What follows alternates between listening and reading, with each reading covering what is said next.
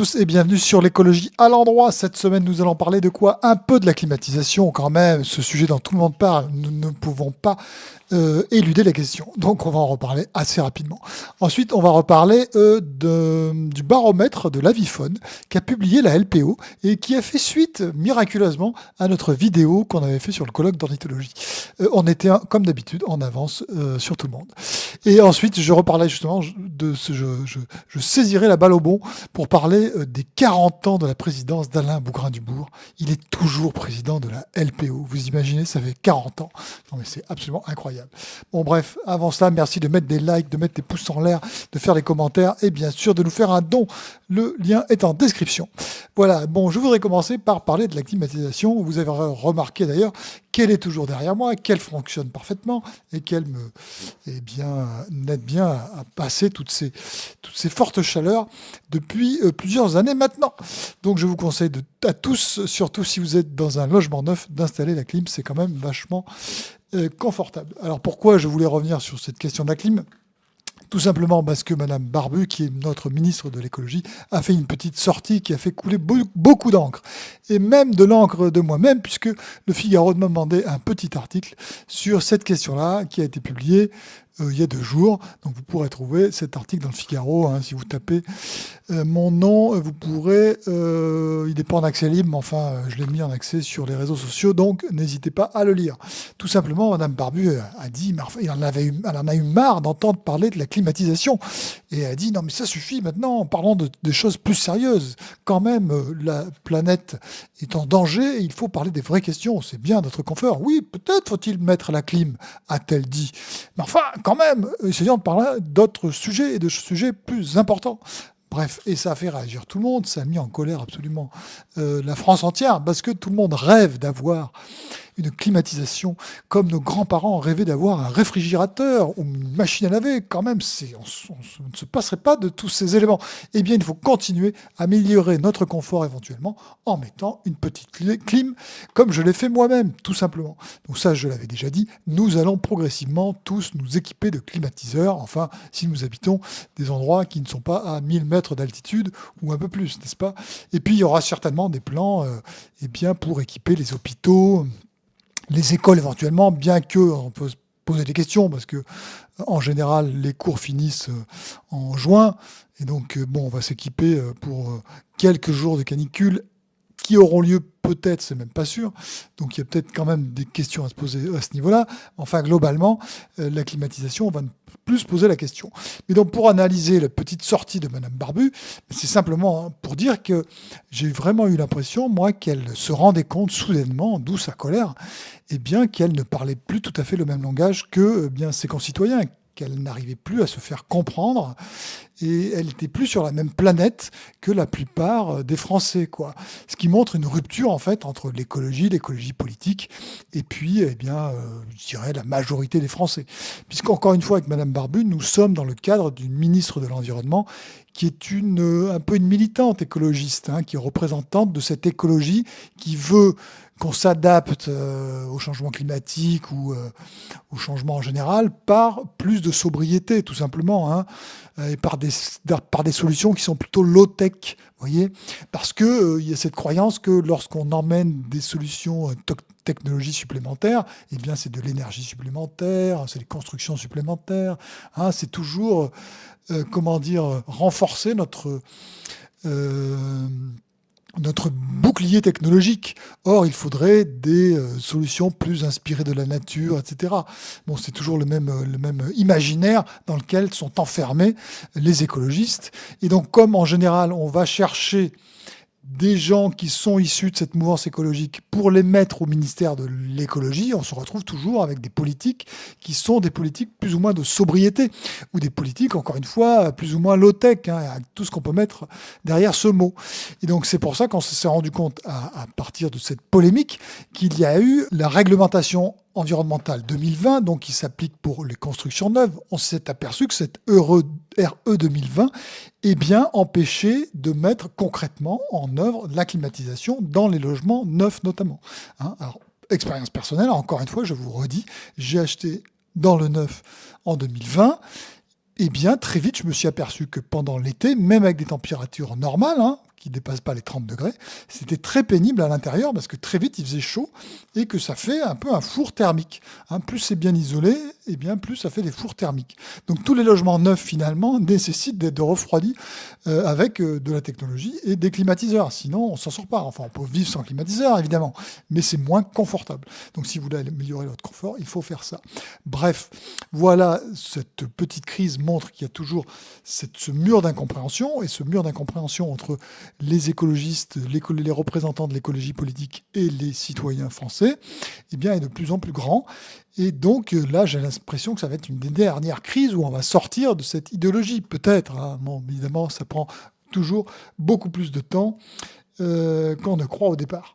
Bref, alors ce qui est intéressant aussi à voir, c'est qu'il y a eu une autre sortie de Madame Barbu ces derniers jours sur les réserves d'eau, puisqu'évidemment, en ce moment, il fait sec, vous avez remarqué, il n'a pas plu depuis longtemps.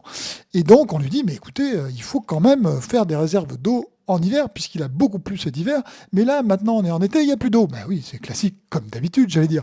Ça fait des milliers d'années que ça dure. Mais Madame Barbu a dit, oui, c'est tout à fait vrai, mais enfin, les bassines ou les méga-bassines, tout ça, ce n'est pas la solution. C'est toujours pareil, hein. On est dans le même cadre que les climatiseurs. Maintenant, on va passer aux réserves d'eau. Les bassines, les méga-bassines, tout ce que vous voulez, ça ne va pas être la bonne solution. Il faut des trucs différents, hein, des trucs très compliqués, hein, bien sûr, qui ne marchent pas ou qui marchent à moitié. Enfin, c'est toujours pareil, c'est toujours le même embrigadement intellectuel. On n'arrive pas à sortir de ça. Bon, il faut faire des réserves d'eau, on peut faire des méga-bassines, des bassines, tout ce que vous voulez, pour faire des... Alors, il y a toujours aussi cette politique, vous savez, j'ai fait un tweet là-dessus qui a très bien marché d'ailleurs, où j'ai dit qu'avec cette logique de la continuité écologique des cours d'eau, ça c'est un concept inventé par les écologistes radicaux, hein, ou par les pseudo-écolos scientifiques, hein, il faut restaurer la continuité écologique, de faire en sorte que les cours d'eau ressemblent aux cours d'eau de grand-papa, ou plutôt de Cro-Magnon, quoi, hein, quand il n'y a vraiment rien du tout. Hein. Donc on enlève les petits barrages, les petites retenues d'eau, etc., les seuils, enfin tout ce qui permettait en été, d'avoir des réserves d'eau finalement et de pouvoir alimenter les rivières pour qu'elles ne soient pas à sec. Hein, voilà, ça servait au moins à ça. Et aujourd'hui, par idéologie, on dépense des millions pour effacer tout ça, et ce qui est complètement aberrant, ce qui n'a aucune justification du point de vue de la biodiversité, ni pour les poissons, etc., qui ne peuvent plus, soi-disant, remonter les rivières.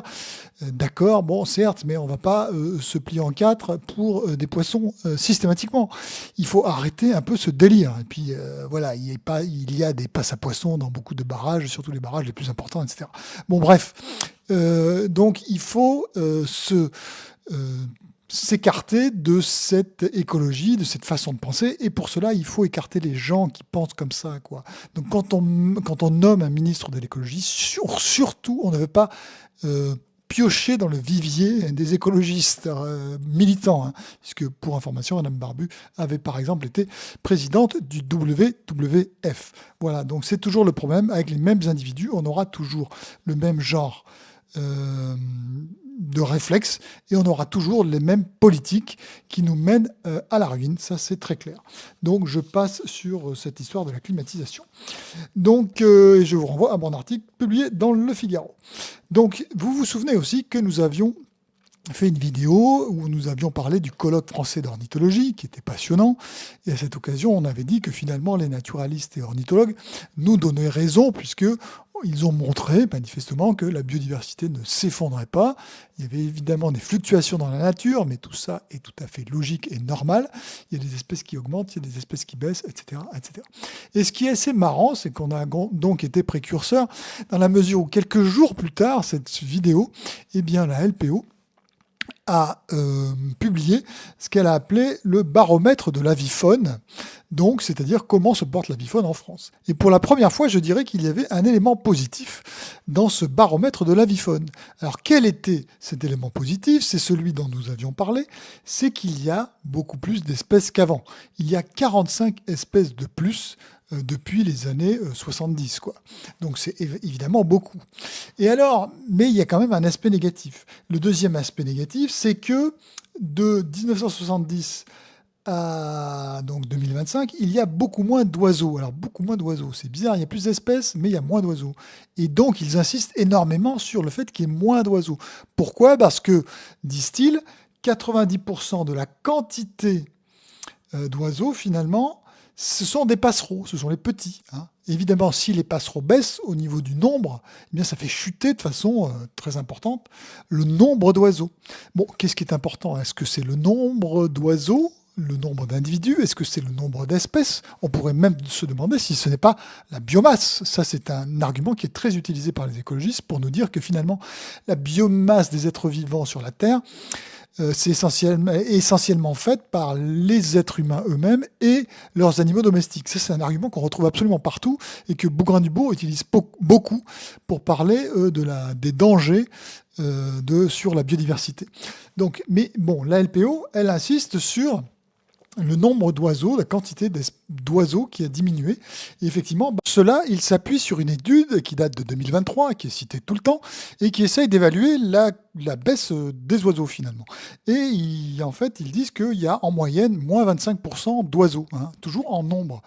Et puis d'ailleurs, la LPO, non pas la LPO, c'était le Muséum d'histoire naturelle et le CNRS avaient fait un communiqué de presse à partir de cette étude. Et ils avaient dit moins 800 millions d'oiseaux depuis 40 ans.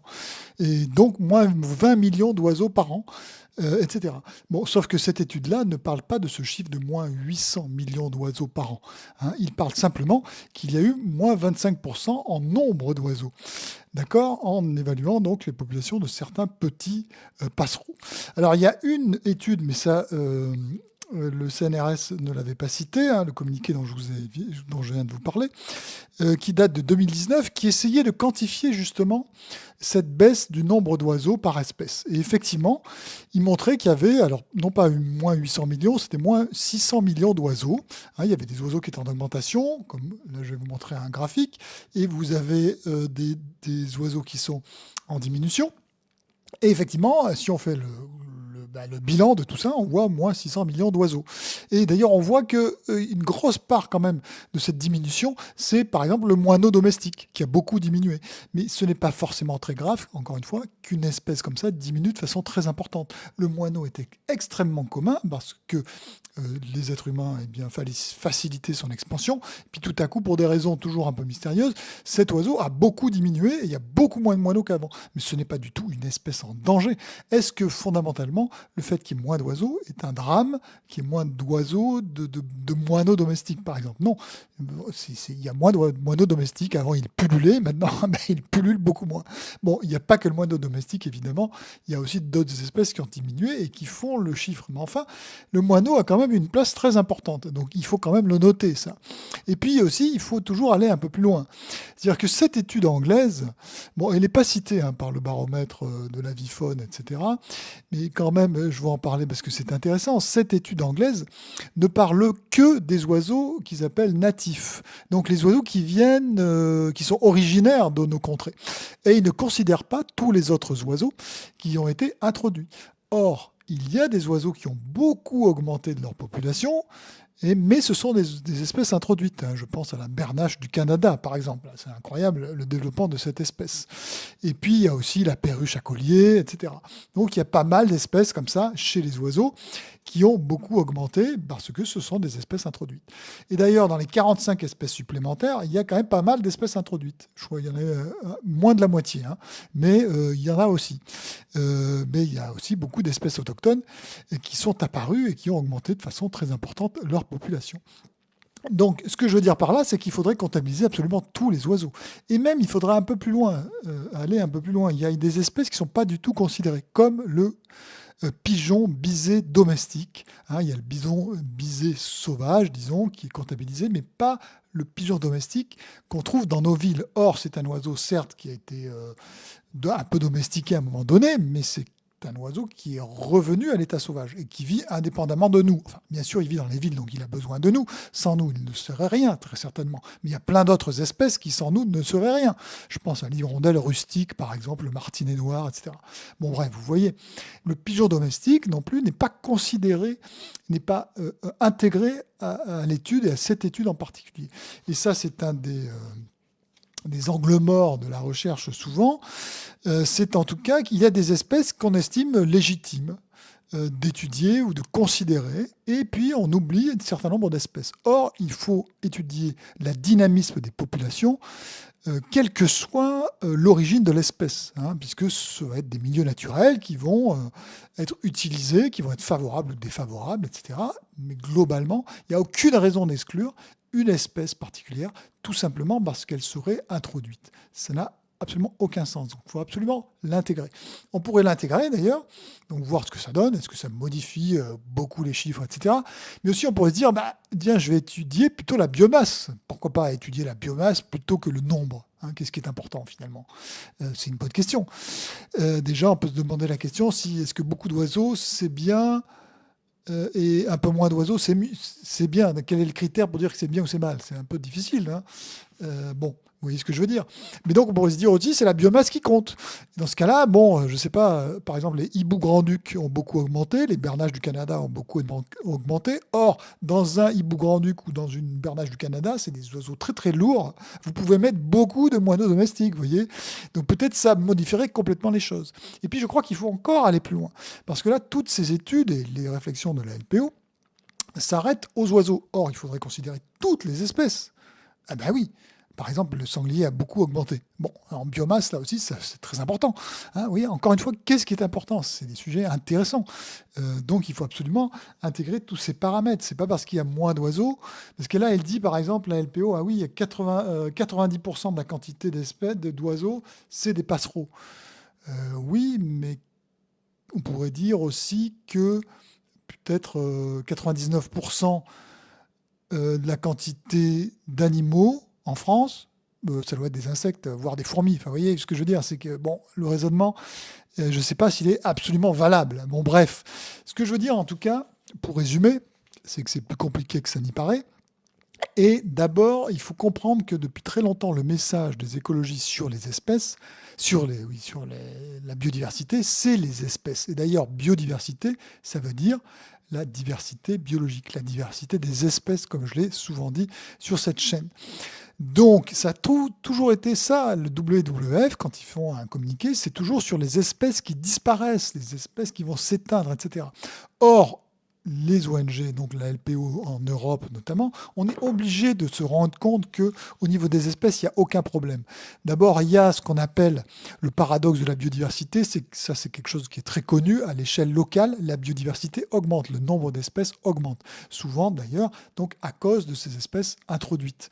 Donc c'est connu en Nouvelle-Zélande, en Europe, il y a beaucoup plus d'espèces qu'avant. C'est le paradoxe de la biodiversité, on va dire. Ça comme ça. Mais en plus, en Europe, c'est pas seulement les espèces introduites qui enrichissent la biodiversité, c'est aussi des espèces, disons, de chez nous, qui par expansion, enfin européenne, disons, qui par expansion arrivent chez nous et donc augmentent la biodiversité. Sur les 45 nouvelles espèces d'oiseaux, encore une fois, il y a une majorité assez forte d'oiseaux qui sont originaires de chez nous. Donc même en dehors des espèces introduites, je dirais que cette augmentation de la biodiversité, ça marche toujours, quoi. Bon, bref. Donc, le message, c'était toujours sur ces espèces, quoi, qui disparaissent. Or, aujourd'hui, ça peut plus tellement marcher, ce message un peu catastrophiste. Et donc, on insiste beaucoup plus sur le nombre d'oiseaux. Là, en l'occurrence, ce sont des oiseaux. Donc, le nombre d'oiseaux. Alors, je dis pas qu'il n'y a pas eu des diminutions très importantes du nombre d'oiseaux. Hein, je vous ai dit les chiffres là qui sont donnés par des études qui sont ce n'est pas des saintes écritures, hein. Cela est discutable, etc. Je vous ai dit par exemple qu'on oubliait totalement les espèces introduites. On oublie de mettre leur nombre, et voilà, l'évaluation de leur nombre pour pouvoir avoir une image complète de la situation. C'est tout à fait anormal. Donc il faut rajouter ces espèces par exemple. Bref, vous voyez ce que je veux dire. Mais donc, de plus en plus, finalement, on parle du nombre d'oiseaux parce que c'est l'élément qui peut paraître inquiétant auprès du public pour toujours maintenir ce récit de la catastrophe finalement. Et alors il y a une autre chose aussi, Bougrain-Dubourg est passé à la radio et à la télé, etc. pour parler de cette étude, hein, comme d'habitude alors. Et puis il a dit, alors pourquoi lui a-t-on demandé? Alors bon, il avait une tête d'enterrement, hein, vraiment, c'était vraiment très triste, la déprime totale. Mais en plus, au niveau des causes, il a rappelé que c'était l'agriculture, c'est toujours l'agriculture. C'est absolument fascinant d'être incapable de s'élever un peu au-dessus de ce truc-là, quoi. Parce qu'il n'y a pas que l'agriculture ait joué un rôle sur la diminution des oiseaux depuis 40 ans, c'est une évidence. Je ne vais pas dire le contraire. Mais il y a aussi d'autres facteurs qu'il faut absolument étudier ou alors mettre en valeur, encore une fois. Donc parmi ceux-là, par exemple, ça c'est assez connu que quand on étudie les espèces, on se rend compte que des espèces plutôt locales, c'est-à-dire qui ne migrent pas en gros, ou qui migrent pas beaucoup, elles ont plutôt tendance à augmenter leur population, notamment avec des hivers qui sont moins froids. Mais aussi des espèces migratrices, et grandes migratrices, qui vont en Afrique, etc. Celles-là, dans plusieurs études ou sur des cols de migration, on a mis en valeur que, eh bien, elles avaient plus diminué en tendance, disons, que les espèces qui étaient plutôt sédentaires, quoi. Donc on peut se poser la question, quel est l'impact des conditions d'hivernage dans les pays d'Afrique notamment. Et ça, je vous ai montré, c'est Eddy Pujalon qui m'envoie souvent des vidéos de ce qui se passe dans certains pays de la Méditerranée, du sud de la Méditerranée par exemple, ou des pays africains. Récemment, il m'a envoyé encore un endroit, un bosquet où les gens avaient pris des loriots par dizaines, enfin des trucs très, très impressionnants, ou des petits oiseaux qui sont par exemple chassés au Liban ou en Égypte, qui sont mangés, etc. Donc parce qu'il y a des flux migratoires et qui sont à tuer à ce moment-là. Donc il faut mettre en valeur aussi ça, il n'y a pas de raison. Or, on n'en entend jamais parler quasiment, c'est incroyable. Deux autres sujets aussi, dont je parle beaucoup ici, mais petit plaisir que je me fais, j'en reparle, c'est quand même la prédation, quoi. Et la prédation, encore une fois, il y a une pression de prédation qui, je pense, a été très fortement augmentée depuis 40 ans. Donc ça aussi, ça peut avoir un impact. Bougrain-Dubourg, il pourrait en parler. Mince à la fin. C'est un peu pénible. Moi, j'ai lu récemment des trucs là. Sur le tétralyre en Belgique, par exemple, ils ont fait une réintroduction du tétralyre. Bon, ils ont mis des GPS sur des tétralyres. Bon, 93% des tétralyres qui sont morts, c'est la prédation. Pouf. L'outarde, pareil, on a mis des GPS. Il y a 5 oiseaux qui ont été équipés de GPS. Il y en a 3 qui sont morts de prédation. Voilà. Les busards. Alors ça, le busard, c'est une amie qui est sur Facebook. Elle était énervée parce qu'elle était en train de suivre les busards des roseaux, je crois. Et donc, elle va suivre des nids, et elle a suivi 13 nids pour les protéger, etc. Parce qu'après, il y a la moissonneuse batteuse qui arrive et qui ramasse tout. Bref, et sur ces 13 nids, eh bien, il y en a 9 qui ont été complètement bousillés par la prédation. Elle était désespérée. Bon, je lui ai dit, est-ce qu'il faut alors réguler les prédateurs? Elle m'a répondu, non, point d'exclamation. Bon, ça m'a fait sourire. Bon, j'ai lu aussi un article récent dans British Bird sur un passereau qui s'appelle le bruant-proyer, qui est en diminution assez importante. Cette étude, alors c'est une étude sur les panneaux solaires, quelle est l'influence des panneaux solaires sur la nidification du bruant-proyer. Bon, bref. Mais il se trouve que cette étude montre que 86% des échecs sont dus des nichés, des nids, soit des œufs, soit des petits, c'est 86%, c'est la prédation. Donc vous voyez, c'est une question, quoi. Il y en a marre, et à la fin, il faut quand même mettre cette question sur la table, comme le reste. Voilà. Donc voilà ce que je voulais vous dire. C'était assez marrant que nous ayons fait une vidéo d'analyse un peu des colloques d'ornithologie et que juste derrière, finalement, la LPO publie ce baromètre, mais encore une fois, qui insiste sur le nombre d'oiseaux. C'est le nouveau truc, parce que sur le reste, finalement, il y a des trucs vachement positifs, quoi. Donc c'est assez marrant. Et pour finir, je voudrais vous parler d'Alain Bougrain-Dubourg, puisque figurez-vous, ça fait 40 ans qu'il est président de la LPO. Il avait été élu la première fois en 1986, et il y a eu l'Assemblée Générale de la LPO il y a 15 jours, en 2026, et ça faisait 40 ans. Voilà une bonne occasion de partir.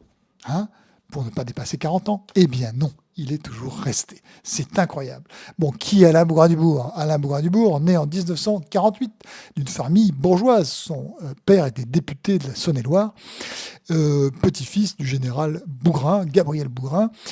Et donc, lui, dès sa jeunesse, finalement, était un passionné des animaux. Il était d'ailleurs en rupture avec ses parents, finalement, ou en tout cas son père. Il le raconte dans son livre, dans un de ses livres. Et il s'est occupé des animaux. Donc il aimait posséder des animaux. Les amoureux des animaux sont d'abord des gens qui aiment posséder des animaux. Et lui, on le voit, puisqu'il avait reçu un prix, le prix de l'engagement ou de la fondation de je sais pas quoi.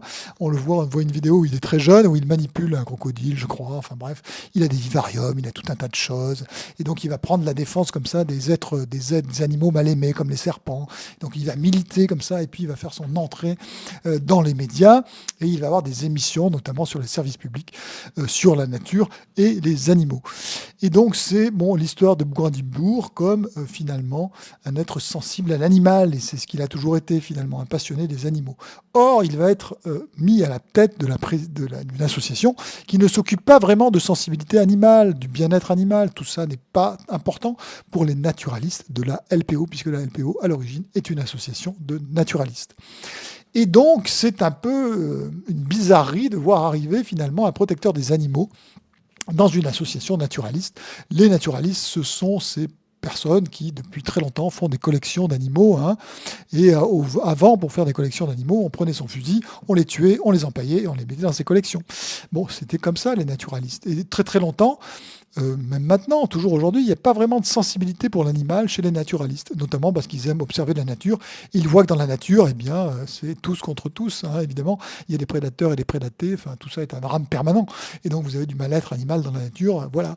Mais vous observez ça, vous n'avez pas de sensibilité particulière pour ce qu'il se passe. Ce qui vous intéresse, c'est le nombre d'espèces, c'est collectionner des espèces, donc c'est qu'il y en ait le maximum.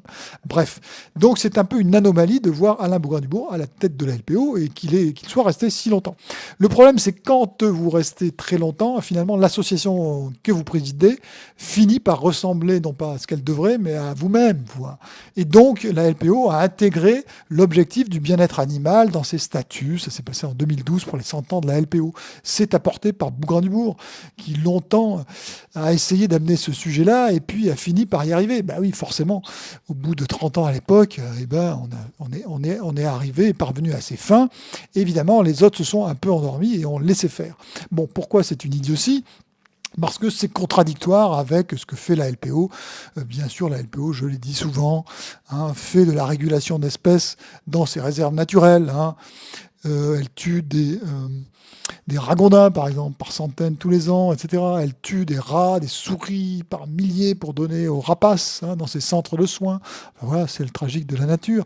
Enfin voilà, c'est un peu contradictoire. Ce ne sont pas les mêmes objectifs. Il y a d'autres associations qui s'occupent de bien-être animal. La LPO n'avait pas à embrasser cette cause à cause de cette contradiction, qui fait aussi il y a beaucoup plus d'animosité avec un certain nombre d'acteurs du monde rural. Aujourd'hui, j'ai entendu dire qu'il y avait de plus en plus de mal sur le terrain parce que la LPO finalement rentre dans des formes de radicalité, donc à s'associer ou à travailler avec des acteurs du monde rural que sont les chasseurs, les agriculteurs, les pêcheurs, etc. C'est plus compliqué et ça amène, si vous voulez, des tensions qui n'auraient pas eu lieu si on n'avait pas pris cet objectif du bien-être animal qui rapproche de l'animalisme, etc. Bon bref, il y a aussi ce qu'a fait Bougrain, mais il n'est pas le seul responsable, c'est élargir le thème de l'association à l'ensemble de la faune sauvage. Avant, c'était uniquement les oiseaux.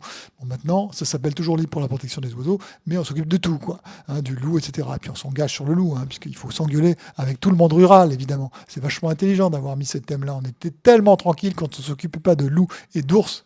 Voilà pourquoi on a fait ça. Bon, bref, tout ça, à mon avis, sont des erreurs. Mais bon, Bougrain-Dubourg n'est pas forcément le seul responsable. Mais enfin, quand on reste 40 ans dans la présidence d'une association, encore une fois, on la modifie de façon très importante. Bon, alors il n'a jamais été vraiment remis en cause parce qu'il a un talent incroyable, mais aussi parce que à chaque fois que certaines personnes essayaient de rentrer à la LPO, notamment des personnes connues, que certaines personnes ont essayé de faire rentrer, etc. Bougrain-Dubourg a toujours freiné avec des cas de fer. Ça a fait toujours beaucoup marrer certaines personnes à la LPO qui connaissent ce trait de caractère de Bougrain-Dubourg, qui n'aiment pas voir des gens qui sont un peu célèbres, autant ou plus que lui, les voir arriver. Dans le périmètre de la LPO, ça a toujours gêné un peu et il s'est toujours débrouillé pour que ça n'arrive pas d'une certaine manière et pour toujours garder finalement être à la tête de cette association et garder une visibilité, une visibilité qu'il n'avait plus puisque ça fait très longtemps qu'il n'est plus dans les médias. Et donc voilà, c'est problématique, je trouve, que une personne comme ça soit resté aussi longtemps et reste encore une fois. Alors il faut savoir qu'il aurait pu partir à plein d'endroits, il aurait pu profiter. Par exemple, quand Michel Mété, le directeur historique de la LPO, est parti, il aurait pu partir en même temps. Bon, et ben voilà, il n'a pas profité de cette occasion. Ensuite, j'y ai cru, franchement. À un moment donné, ils ont mis Mathieu Orphelin, qui était un peu connu, qui avait comme ça, qui était une personnalité, à la direction de la LPO. Il est devenu directeur de la LPO. Bon, c'était une bêtise parce que c'était un pro éolienne à mort, quoi. Donc, bon, bref, oiseau éolienne, c'est pas très compatible, mais bon, ils avaient fait cette connerie. Mais peu importe, je me suis dit à cette époque-là, tiens, c'est marrant, peut-être que leur objectif, c'est de faire monter le directeur et pour progressivement,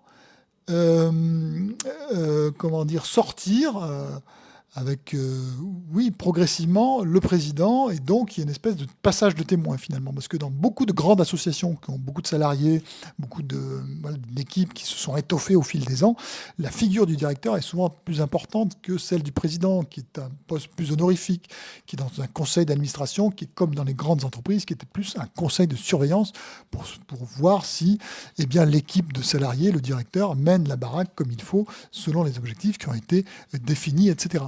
Et donc c'est assez logique qu'à un moment donné, on voit y émerger la figure du directeur, comme c'est le cas par exemple à la Royal Society for the Protection of Birds, l'équivalent de la LPO, dans Grande-Bretagne. Et je me suis dit à ce moment-là, tiens, ça doit être leur objectif de faire ça. Et bien patatras, il est parti 6 mois plus tard. Ce qui m'a fait rigoler et ce qui m'avait étonné, c'est qu'il signait des communiqués de presse tous les deux, ce qui ne s'est jamais fait, ça avait toujours été le président. Bon, c'est soit l'un, soit l'autre si vous voulez. Si vous voulez mettre deux figures comme ça, ben, à un moment donné, il va y avoir un antagonisme ou une concurrence ou je sais pas quoi, puis ça va exploser, quoi. Bon, en gros, c'est à mon avis ce qui s'est passé. J'en sais rien, j'ai aucune information là-dessus. Mais Mathieu Orphelin est parti à un moment donné, sans doute parce qu'il n'y a plus de compatibilité, quoi. Donc je pense que voilà, le fait que Bougrain-Dubourg reste, finalement, ça empêche que d'autres personnalités émergent. On voit toujours, dès qu'il y a un truc sur les oiseaux et la LPO, c'est Bougrain-Dubourg qui est dans les médias. Or, c'est un piètre ornithologue. Il y a des gens qui peuvent parler d'oiseaux beaucoup mieux que lui. Il a souvent, en fait, il répète toujours les mêmes choses. Il a quelques éléments de langage qu'il réutilise sans arrêt tout le temps. C'est toujours les mêmes, etc. Or, il y aurait quand même intérêt à voir d'autres personnalités émerger. Petite anecdote, ça m'avait fait marrer quand j'avais été réélu en 2012 à la LPO, au conseil d'administration. On était allé, c'était aux Sept-Îles, en Bretagne, et il y a un petit local, enfin où on accueille du public là-bas. Il y avait une exposition, etc. Et j'en avais déjà marre à l'époque que ce soit toujours Alain Bougrain-Dubourg le président, parce que je pense qu'il fallait du changement. Et je rentre dans les Sept-Îles, dans la station ornithologique, et j'entends une voix off sur un film qui est en train de passer, et c'était Alain Bougrain-Dubourg, quoi. C'est à tous les étages, il est partout et tout le temps, et c'était en tout cas pour moi un peu épuisant. Parce qu'à mon avis, ça empêche, encore une fois, que certaines personnalités émergent. Bref, je crois que 40 ans, c'est beaucoup trop et qu'il faut savoir tirer sa révérence. Voilà, c'est tout. Donc, je dirais aussi que certains disent, ah bah oui, mais il a fait beaucoup pour la nature, etc. C'est quand même un engagement remarquable, etc. Oui, bah, il n'y avait pas que lui d'abord. Si ça n'avait pas été lui, bah, ça aurait été d'autres qui auraient mené la bataille, etc. Donc voilà. Et puis deuxièmement, on dit, ah bah, la LPO s'est quand même beaucoup développée, c'est de son fait. On a dit aussi que c'était du fait du directeur ou des directeurs successifs, notamment du directeur Michel Mété, le directeur historique de la LPO. Ce qui est en partie vrai, évidemment.